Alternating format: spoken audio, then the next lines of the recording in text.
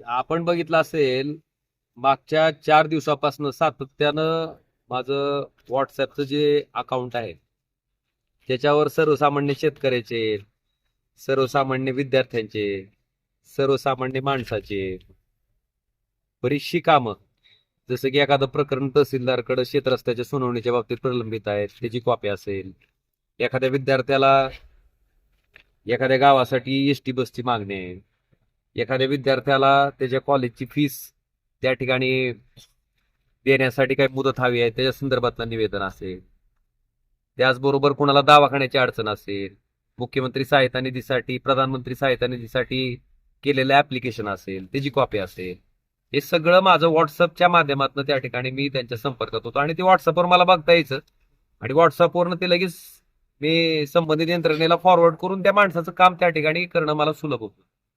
आणि मागच्या 4-5 दिवसापासून माझं व्हॉट्सअपचं अकाउंट हे काही राजकीय विरोधक लोकांनी त्यांची सोशल मीडियाची एक टीम तयार करून त्यांच्या कार्यकर्त्याच्या माध्यमातून ह्या नंबरवर त्या ठिकाणी रिपोर्ट मारलेत, जेणेकरून माझं व्हॉट्सअपचं अकाउंट त्या ठिकाणी ब्लॉक व्हावं, हा त्याच्या पाठीमागचा उद्देश आहे. आणि सर्वसामान्य लोकांच्या संपर्कापासून कसं रोखता येईल हा केलेला नीच प्रयत्न आहे.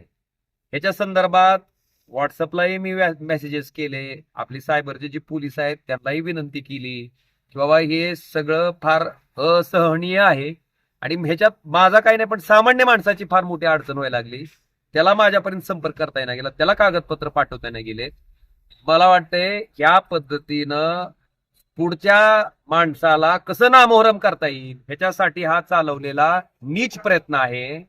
आणि एवढंच नाही, सोशल मीडियाच्या माध्यमातून वेगवेगळ्या पोस्ट तयार करणं, रोज सकाळी स्वतःच्या कार्यकर्त्याची मिटिंग घ्यायची, काही पेड लोक पगारीवर ठेवून त्यांना सांगायचं की अशा पद्धतीचं व्हॉट्सअपवर एक ठिकाणी चालवा. मला वाटतं जनतेला लुबाडून कमवलेल्या पैशाचा माज ही मंडळी परत त्या ठिकाणी अशा पद्धतीनं माणसं पगारी त्या ठिकाणी कामावर ठेवून ऑर्गनाइज पद्धतीनं करत आहेत. हे अतिशय दुर्दैवी आहे आणि हा लोकशाहीची थट्टा आहे, लोकशाहीचा खून आहे. आणि याच्या संदर्भात मी दाद सगळीकडे मागितले, पण अजूनपर्यंत माझं ब्लॉक झालेलं व्हॉट्सअपचं अकाउंट काही चालू होत नाही.